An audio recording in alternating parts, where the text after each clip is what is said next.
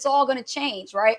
But I see a lot of creators, making this mistake is they have never thought about building a list. They never thought about building a list. They relied so much on making money. Well, just the platform itself, they and relied selling on it through the TikTok and shop. having the audience and things like that. But when the app goes away, the audience goes too. So your audience will disappear as well. Think about how long it took. How long it took to build your audience. Yeah, a lot of people now, if you have to understand about marketers. Marketers, they build relationships with their viewers. Well, okay.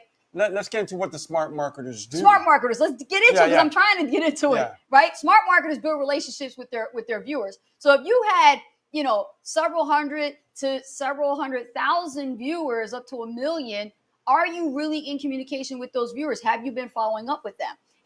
Are they even on your list?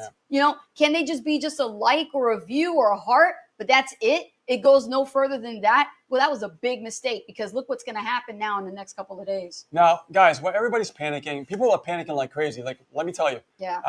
I've heard so much stuff on Reddit. Like, people are freaking out. They're like, oh my God, TikTok's going away. What am I going to do?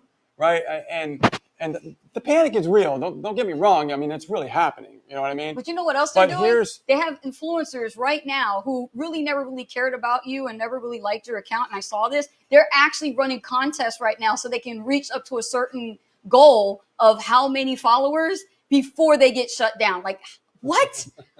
Stop worrying about how many followers you can get and build your list, man. Well, here, let me get into that. So, when everybody's panicking, okay, you got to focus on independent strategies that work for you. Yes. Okay? Yeah. So for us, because we've been in this game for a while, right? We've been entrepreneurs online since 2008.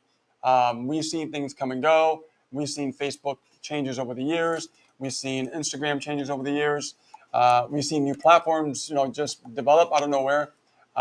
We've seen things getting shut down.